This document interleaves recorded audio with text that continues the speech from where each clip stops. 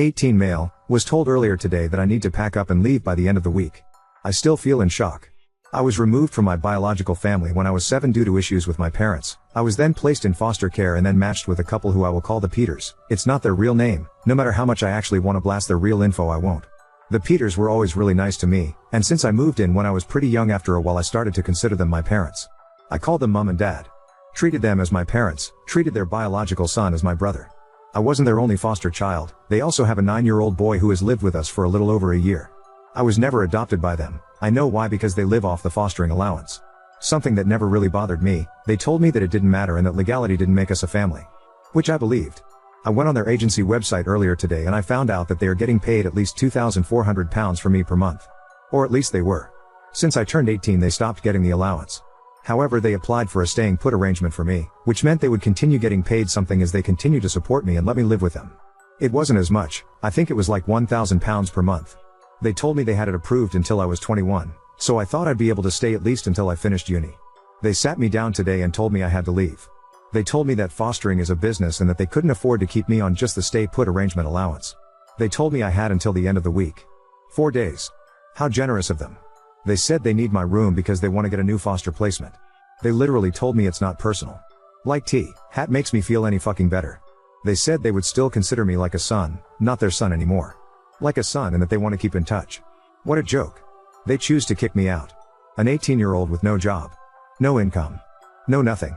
About to start university. Yet their bio son who is 25 gets to stay? So yeah. I guess fuck me, right? I'm just the one no one ever wanted. I guess I wasn't ever truly part of their family. Update 1. Honestly, I was in a state of shock yesterday, maybe still am today. I wasn't thinking straight. I only slept 2 hours last night, that's also I'm probably a little delirious today as well.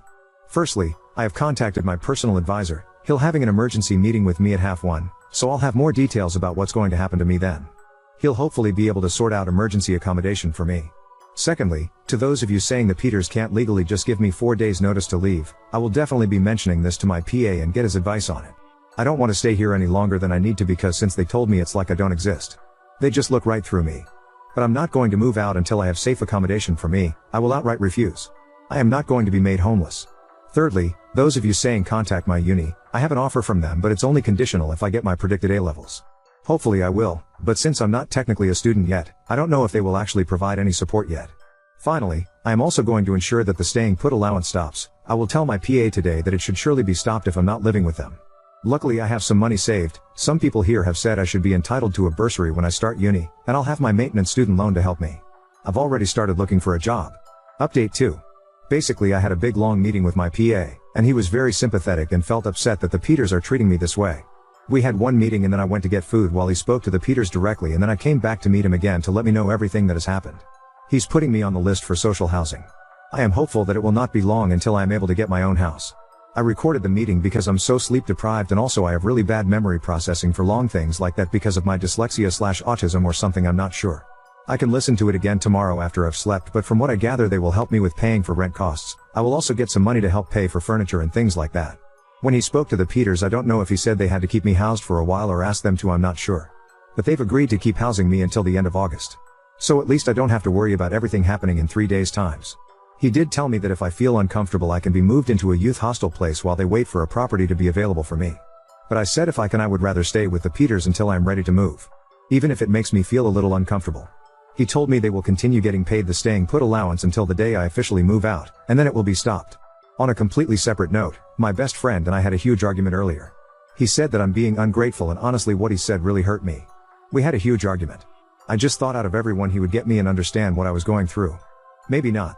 Maybe I'm being unreasonable. I am really tired, so maybe my emotions are just not being controlled well at the moment. I am going to talk to him tomorrow after I've slept, and I'm hoping this argument will just blow over because I need him at the moment. I don't feel like I have anyone else. Update 3. I want to put everything behind me. Claire rang me crying. Saying she had no idea I felt like this. How? How could she not know? She said she was sorry and begged me to come back. God. How do I ruin everything? She was telling me all these things about how she regrets the past few days so much and wishes she could take it all back. I said this is not fair. She cannot throw me out and then call me crying. I said it's manipulative. She just kept saying sorry. She said she loves me and wants me to come home. Jesus. This is just a lie, right? She must have known. Am I the bad person here? I feel so confused, I don't know what to do. I just hung up and then she started texting me and I blocked her. But now I feel like I'm the bad person here. I'm so tired of this. Of all of this. I want nothing to do with any of them. I don't think Reddit is good for me. I'm not sure any of this is good for me. When I brought up my concerns about them potentially doing the same thing they did to me to another child, I was told they were going to be given extra guidance and support when children reach 17-18 and ensuring everyone is on the same page about staying put orders. That's it. Nothing else. Extra guidance. That's all. Extra guidance. Is that even a slap on the wrist?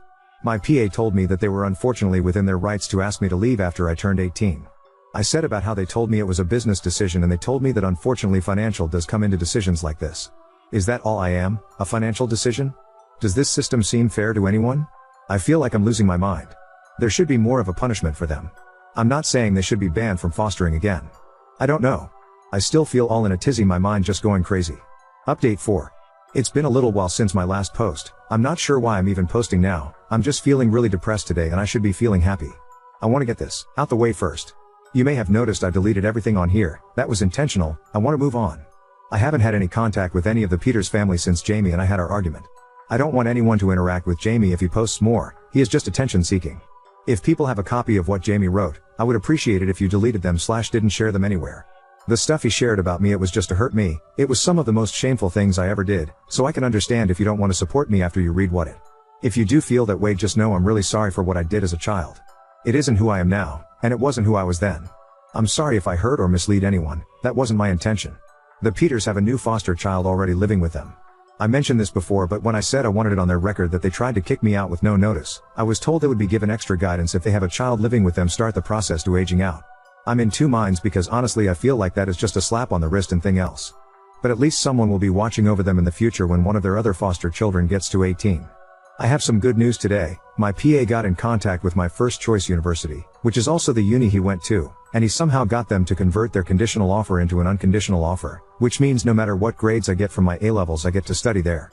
I don't even know how he managed to do it. I am so grateful for it. He's also got them to explain all the support I get as a care leaver, which is great. They're giving me free accommodation for the first year, which has released a huge stress for me because I had no clue how I was going to get to uni each morning, and they're going to lower the passing grade boundaries for me in my first year, though I hope I won't need this. I want to be getting good grades, and they're giving me a starter pack of important things I will need for my first year. Even though all those good things are happening for me, I just don't feel happy. I'm trying not to show it, but I actually really worried about starting uni, and I used to have the Peters to help me, and Claire especially used to give me a lot of emotional support. I really feel like I'm missing part of myself. I feel stupid saying this, and you guys are probably going to tell me it's stupid, but I just went the other day and watched the Peters house from afar. They didn't know I was there, but I could see into the living room window and they were just acting normal, and the new foster child was there also. I literally sat there for a few hours just watching. I really want to go and speak to them, but I know it's a bad idea. I shouldn't want them back, but I do. I feel really isolated, which is probably why I've come back here to post. Oh, and I do not give my consent for any person to re-upload this or anything else I posted on TikTok or Facebook or YouTube. My first few posts have been uploaded to TikTok and Facebook and have like over 250k views. It makes me feel sick that people are using me as a tool to make money. I know this probably won't stop any of them, but if anyone sees them out in the wild, no, I do not support it. Tilda, I don't care about this anymore. You can post it if you want. _ I wasn't even planning on posting from this account again. I haven't posted in almost 2 weeks and have no way of contacting the Peters, but they clearly watch this account. So I just want to put out there that I will not be scared into silence. I will not be threatened or bullied. If I want to speak my story, I will. I have not named any individual or family in any of my posts. None of my posts have been lies, and I have always spoken only from my own perspective. I don't know why you've sent this letter to me, but I assume you're feeling empowered by the fact that my official complaint went nowhere. However, I want to remind the Peters that I have a screenshot of the post Jamie wrote about me on Reddit, exposing my legal first name and confidential and private information about my life. I did not include this information in my initial complaint, but you know as well as I do if I choose to pass that on you will be in deep shit.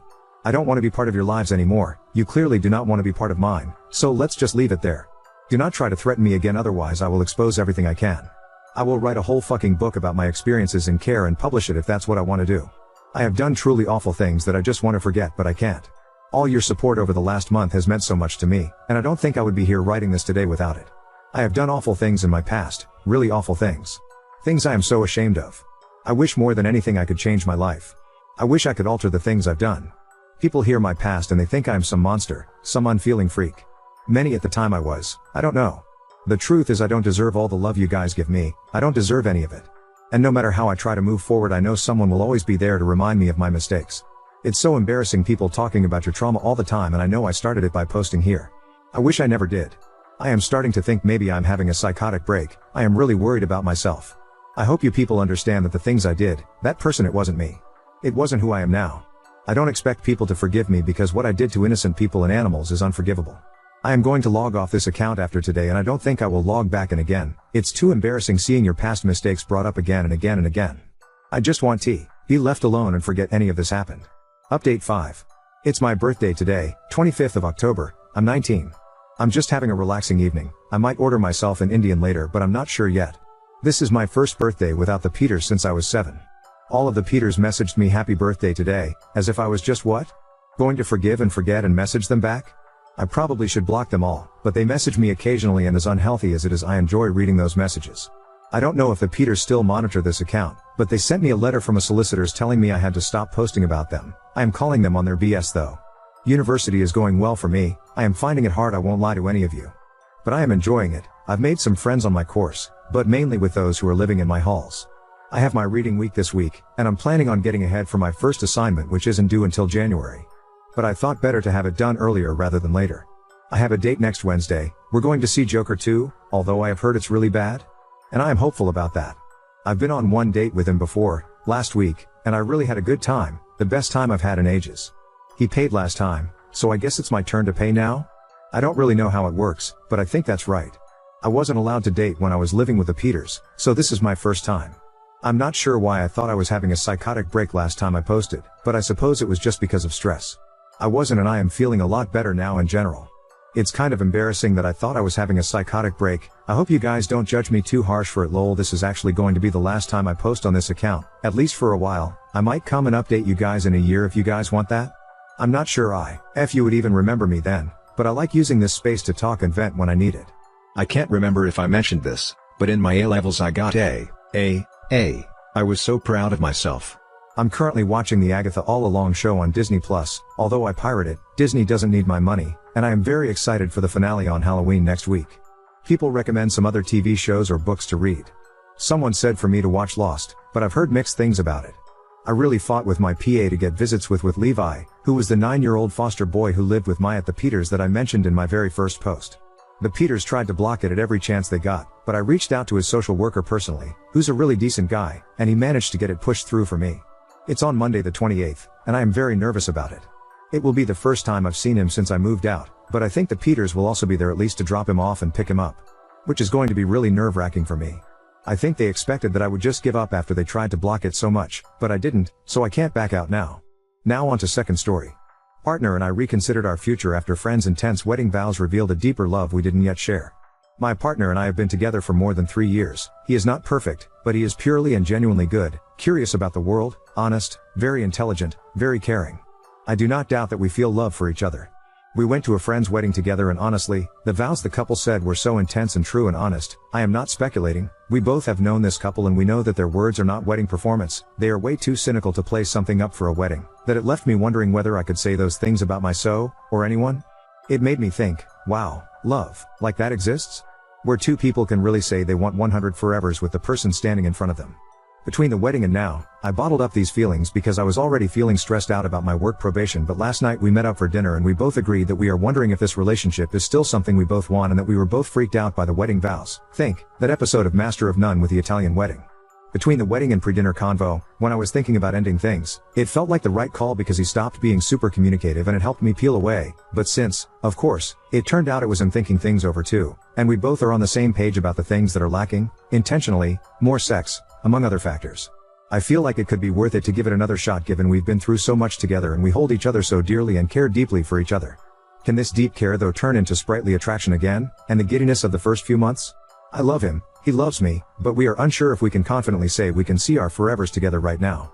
But we love each other and we struggle to envision how I can function without his presence given that we have grown so attached and enmeshed in each other's lives. We don't live together, but he is my person at the moment, if that makes sense, and we live in a huge fast-paced city, think NY or London, where it's hard to make connections, friends, or date.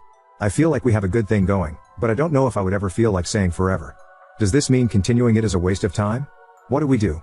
I feel so scared of making the wrong choice, especially because of my intense job and feeling like if I'm not with him, who is my comfort and person, I will just be an anxious mess alone. I feel like we can fight for this, but it's like, are we fighting for mediocrity? Or are we fighting for something that can be made into a forever? Or a secret third thing? I don't know. Edit, I do have friends, I just haven't developed very deep friendships in this city, living here for the past 2 years, to feel like I have the adequate support community to help me through a potential breakup this intense. It was the second wedding. The first was a family member who has been with their so for like 15 plus years, so it was more of a formality wedding and not as big and bashful as this one. I really appreciate this answer. I do have friends and hobbies and interests I keep up, I just feel like I would still feel a big hole without him even with my nourishing of the other parts of my life. Me and so, don't even live together, I live with 2 friends that I know will be there for me. It's just tough to envision the break basically. Update 1. We are now going to take a step back from the relationship. I want to work on it and bring the spark back in, but he wants space to think about whether he even wants to try with me at all. So, it wasn't just about the wedding vows for him. I feel so heartbroken because he was bottling up a lot of issues he felt were present but did not tell me about, or if he didn't stress they were make or break. I feel like these issues were / are so workable, but instead of communicating with me about them and how important they were, he's now pointing towards them as a sign that we are incompatible as long-term partners. I think this is an avoidant attachment style thing. He says the relationship can be saved and that he loves me very much and that he still is attracted to me, but he is unsure whether he wants to work on the relationship at all given that we are so young, and he's got new things going on. He just started a PhD and is meeting new people, which I suspect is making him think there's no room for me or our relationship in his life in the me way anymore. He voiced that we have jumped into serious partnership too quickly and that he wants to have a normal 20s relationship. The fact that he is thinking about our relationship of more than 3 years is something so disposable, and that I need to be just okay with him taking a step back from it all kills me. In fact, it seems irrational to me, although love and relationships never are, since I know he wouldn't lie to me about loving me, thinking it's salvageable, nor being attracted. If there's love and hope and attraction, why not try? I feel like an idiot because I could react to all of this in a okay, if you're not 100% sure you want me then fuck you, I'm leaving and I don't want you 10 times more way, but instead I'm approaching it in a okay, I will take this period with an open heart and be the best version of your partner and hold out hope you choose me again. The second option is torturous given that it is me holding out, choosing to maybe get seriously hard if he ends things, and also makes me feel anxious throughout the day as I am in constant fear that he's got the power to say I don't want this. Actually, I wish he'd say let's try again instead. Damn, yeah, it's hurting myself for ambiguity and insecurity. Don't want to do this for much longer.